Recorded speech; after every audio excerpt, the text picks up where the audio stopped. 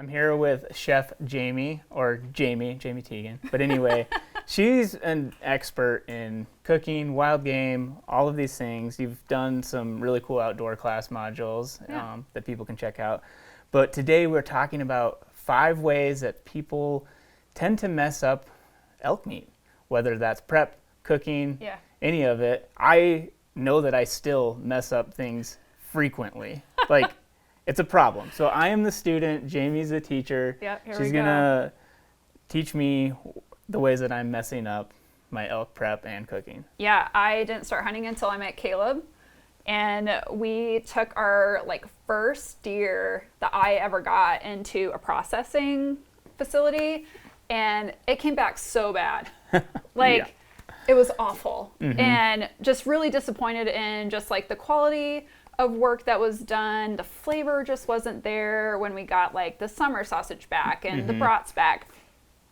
So we just started buying our own processing equipment and just really learned about how to do it from start to finish. I mean, the past 16 years we've just learned this together on just how to do it ourselves. Fun ways to use different cuts of meat, and that's kind of what we're gonna talk about today. Number 1, what's the first way that people mess up? It starts in the field. In the field, okay. 100% starts in the field. If you don't process out in the field correctly, you can spoil the meat pretty quickly. So you want to get it to temperature pretty fast. That ideal temperature is 40 degrees, but you don't always have that option. Depending on what your pack out is, are you quartering it? Are you taking it out whole? Have those coolers, have those game bags that are breathable, allowing air to circulate around the quarters and the meat, so you're cooling it down as fast as you can. Not leaving the hide on is a big one that I think people do that isn't great because it's an insulator. I mean, the hide is a total insulator, so you're keeping that heat warm. Ideally, you want it to get it down to 40 degrees. If you're in the cooler temperatures, you can get it there, by hanging meat or whatever. But when you're in September, it's going to be hard to get it to that temperature. And once it gets past that 50 degrees and it starts to get warmer, you have 3 to 6 hours to really get your meat to temperature, or it could spoil. So. Yeah, that's definitely something you have to plan. Having Caleb, your husband, on standby to come help pack out my bowl, which he did last year. So that was a necessary thing to make sure that the meat got in a cooler in a reasonable amount of time. So. Now this is total personal preference, is removing silver skin. It's that silver skin, it's very silvery. Yeah, for sure. I mean, it's around each muscle. It can be tough when you're cooking if you don't remove it. Again, personal preference. You can either do it right away. I have a chef friend that actually keeps his on until he starts the cooking process. So he'll vacuum seal it with the silver skin on and then remove it once he's ready to cook. Gotcha, yeah. Total personal preference. Yeah, I mean, as you can see, I tend to trim most of the silver skin off when I'm doing stuff, but then I'll also, if it's a chunk that I'm going to braise or something, I'll trim a lot less, or not trim it at all. But so a roast, you not necessarily need to cut off the silver skin, because as you put it in a slow cooker or smoke it, roast it, it'll actually render down and break down. And so with that, the meat won't be tough at all. With a tri-tip or a backstrap or something, you'll certainly want to take that off, because it'll be really chewy. It's not going to be desirable at all. It's not going to render off when you put it in a sear or on a grill. It's not going to render off. It's just going to crisp up a little weird, and it's going to be really chewy. So gotcha. So removing that silver skin, again, for steaks you want to, for roasts you don't necessarily have to. All right, so what is the second problem, or the second way that people mess up with their meat, their elk meat, I guess? I mean, a big one could be choosing the wrong cut of meat for the wrong method, or the method that you want. So depending on what kind of dish you're cooking. Yeah, exactly. Gotcha, okay. Yeah, so I wouldn't want to put a backstrap in a slow cooker. Yeah, I want to use that for steak, right? For sure. Yeah. I feel like that's like one of the obvious ones. Hopefully, maybe not for everybody, for that. Yeah. Cuts that are great for that are any type of the rounds. Top round, eye round, bottom round. They're big chunks of meat. Again, they're going to have that silver skin, which you don't have to worry about. It'll break down, but those are great ones for a slow cooker, smoking. You can kind of also cut those for big steaks. Yeah. If you want, removing the silver skin when you do that, I mean, you'll get really nice sized steaks. Another one, like tri-tips that we have here, a flank or a sirloin would be great for marinating. I don't know if you can see in this, but a tri-tip has like you have grains going this way, you have grains going this way. So when you cut it, you kind of have to be a little careful, but when you look at a tri-tip flank, they're going to have huge like fibers in them. So what marinating does, it breaks those down. Yeah. And then when you do kind of that hot grill sear, you're going to get this beautiful cut of meat that has tons of flavor. And then make sure you're cutting against the grain so it's not so chewy. Okay.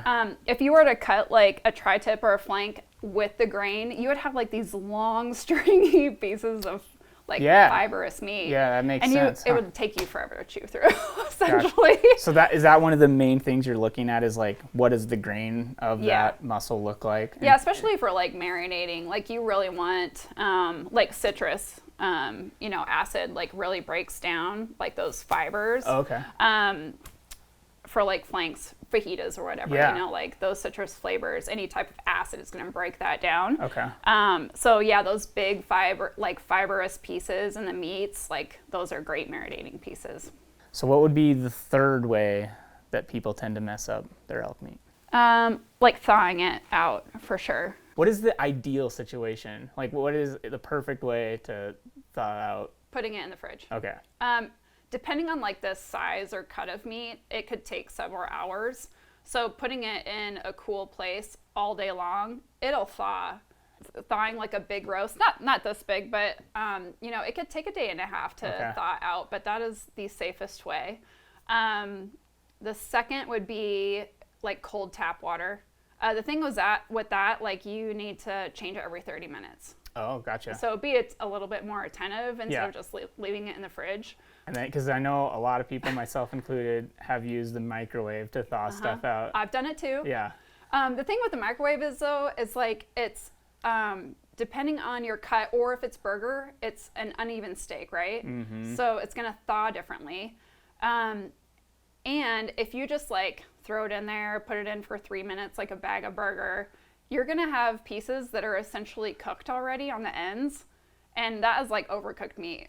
And like you have to throw it away. You can't patty that in a burger or anything like that, and it's super off-putting. If you do it in the microwave, make sure it's on defrost, so it's a more like even process. Yeah. It's not ideal though. Do you ever worry about like leaving it in the fridge too long? Is there more burger? Okay. Because it's like broken down so much. Yeah. Like burger, you want to use pretty quickly. Okay. If it's a steak in like a vacuum seal, it can be 3 to 5 days. Yeah, because I mean it's not open to the air, I guess, at that point. Yeah. If it's in a vacuum seal. Yeah, like burger packages, unless you vacuum seal it, like there's still an opportunity for air to get in there, and it'll start browning like on the outside. Gotcha. So you'll want to use burger, within like 2 days for sure. Another thing too is, after thawing your meat, you want to make sure that you are bringing the meat kind of back to room temperature. Okay. And I think that's a big thing that people miss as well and it only really takes only about 30 minutes to an hour, depending on like the size of cut. Yeah. Do you know what happens in that process? Like if you were to just take it straight out of the fridge and throw it on a grill or in a pan, like versus letting it get to room temperature, like what happens in that process of cooking that, makes it higher quality? Yeah, so if you were to take this straight out of the fridge, it's going to be all super cold. Mm-hmm. It's also going to be like an uneven temperature. Gotcha. So if you were to throw it on a grill, you would essentially have a very uneven cook. And the middle could be still very cold, depending on, again, the size of cut or whatever. You want it to have the most even cook time possible Gotcha. to have the best end result. Okay, so fourth thing. What is the fourth way that people are messing up? Seasoning. Seasoning. Yeah. Seasoning. If Randy was here, he would. I know. He would probably be like, well, I don't put anything on there. Gotta throw Randy under the bus for this one. Salt and pepper guy, no pucky. Oh, no yeah. Nothing. No sauce. Yeah. Yeah, a little too much pepper is too spicy for Yeah. Randy, so we got to throw him under the bus for that one. Yeah. So really, like, your basic is salt and pepper. So even at home, like, I try and keep like a jar of. I really like coarse salt, but I generously season like wild game, all sides. Then you can build on that, throwing in like some garlic, whether that's minced garlic or garlic powder. Another is like this is just some chili powder. Yeah. If you want like a little heat. You don't need much of it, and it's a great addition. Even like throwing a steak like in a pan with some butter, like a couple cloves of garlic. Like we have some beautiful like herbs here, like oregano. A big one is rosemary and thyme, some sage. I mean, parsley is an easy one. Basil, like those are all very aromatic herbs that you could like throw in a hot pan. And, you know, get your steak to temperature, nice sear, and it's a really nice, just simple dish. On a steak, I necessarily wouldn't use like a citrus. Yeah, okay. Again, personal. But you could use like a blackberry or blueberry, or we have huckleberries around here. Okay. To make like a nice little like reduction sauce or something, you know, like if you're wanting, or apples so like too. like after the dinner's cooked, that's when you would probably apply like a sauce or something. Yeah. Not necessarily, like you wouldn't season that beforehand. No. Probably, right? No, Okay. just a basic, like if you're wanting to make a sauce, you know, like start with your basic salt and pepper. Okay. I mean, easy as that. Everybody has that in their pantry. Yep. Don't make it complicated. Yeah. I mean, if you feel like you need to go to the store and get like all these special seasonings for a marinade, or even just to like grill your steak, you don't need to. Oh, yeah. Like make it easy on yourself. So 4 things to keep in mind: salt, fat, acid, and heat are like 4 musts in kind of the cooking process. If you have all of those things, your dishes will turn out great. Gotcha. So those are kind of like the things that I keep in my head. Like, do I have the salt content? What acid am I going to use? You know, the fat, is it butter? Is it olive oil? Is it bear fat? You know, stuff like that. And then what's my heat source? Is it throwing it in the oven on a hot grill or slow cooking? All right, so 5th and final way that people are messing up their elk. Cooking. Which is the main, I mean, yeah, it's a big. That's it, yeah. man. So my mom grew up with a dad who hunted. Yeah. And like they overcooked it. She's like, it was the worst thing. But way back then, they didn't really have like the resources to be like, oh, this is how it should be cooked, and it's wild game, so it cooks differently. Like cooking beef and elk are so different because beef has the fat content. Right. Elk does not. It's so lean. Very like, different types of muscle. Oh my gosh, yeah. I mean, you have like in beef, you'll get those big things of fat and like a sirloin or a ribeye or whatever, where if you have a sirloin and elk, there's no fat, you know? So it's really easy to overcook an elk steak. What's the absolute highest temperature you would cook an elk steak to? A medium rare is, I mean, most people like medium rare, but like my mother-in-law loves a rare like elk steak. Yeah. And that's okay. Like having it super pink is okay. If you get it to that temperature that you prefer, like a medium rare, so that's about 130. I take it off the grill a few minutes before because like you want to rest it 5 to 10 minutes. Yeah. And what that resting period does is all those juices that just came out are going to get soaked back in. It's going to be super juicy. So you want to have like that resting period in your steaks for sure.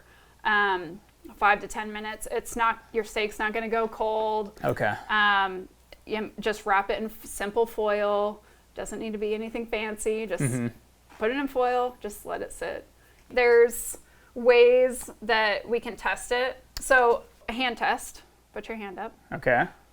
So this here Yeah. is kind of what we're gonna be testing. Okay. So put your index finger to your thumb, and that's gonna be rare. That's rare. So That's basically, rare. if you touch the steak and feel that kind of So pressure. it's bouncing back, right? Yeah. Now index or middle finger, ring finger. That's your middle finger, not your ring, Ring finger. finger. So this is gonna be medium, rare. Okay. So it's a little bit more firmer. Yeah. Yep. Now your ring finger is gonna be medium. Okay. You can feel how tough that is. That's like Yeah. cooked. And then your pinky is like super. Like, Yeah, just that it's really tighter. firm. Yeah. Okay. That's So it. Yeah. if you take your tongs, you have your steak on your grill. Take your tongs. You can kind of feel the bounce if it's rare. Yeah. And how it gets like a little bit more firmer. Yeah. And you can be like, oh, all right. Well, I want it medium rare. So does it feel like that with the tongs or like whatever? Yeah. Easy way. Or a quick read thermometer too. Is like there it is. Cool. Is there anything else in terms of cooking that you try to, or that you think people mess up on frequently? Honestly, like, your heat source. Yeah. If you have a grill that's way too hot, you're gonna really just burn the outside. Mm-hmm. Even with like a hot pan, like in a skillet, you certainly don't want to get that too hot to like when you're throwing that in a pan with your butter or oil. Like you don't want that to be burnt when you're throwing it in the pan. Right. Like that's gonna have a really off-putting flavor to it. Like as soon as that meat hits the pan, really just watch your temperatures, even on the grill and in your hot pan, so things aren't like burning off before you throw the meat on there. Gotcha. But at the same time, can you go too early though, right? You don't want to put it in a cold pan and then turn the stove on, right? Yeah, because then you're gonna have this weird like soft brown color. Yeah. As that pan is getting to temperature. Gotcha. And you could potentially overcook it pretty easily doing it that way too. So you want to have it hot, but just not scorching hot, right? Yeah, Okay. you don't want to be burning the butter and oil. Yeah, cool. Yeah. Gotcha. Well, thanks. That was, Thank you. I mean, these are things that I know that I have messed up numerous times in my life. And I've messed up too, like learning. Yeah, like, the processes. So. It's continual, education and trying to Absolutely. better the ways that we cook wild game. Yeah. There's all sorts of different ways to improve upon it, and it's fun to learn more and try to just keep upping the level in terms of wild game cooking. So thanks keep it simple. Yeah. Like don't make it complicated. Right, yeah, you can always get more complicated in the future, but there's I feel like what we talked about here was just some very basic principles that on things that most people that eat wild game, I'm sure do. I mean, it's just like steaks and marinated cuts and just like very simple dishes, but you can up that level of just even those simple dishes to make them that much better. Yeah, yep, So, absolutely. Yeah, thanks for filling us in and educating us. Thanks for having me. Yeah, this is awesome. I'm excited to try a few of those things out and try to be better about prepping, cooking, seasoning, all of the things. Yeah. So, thank you. Thank you.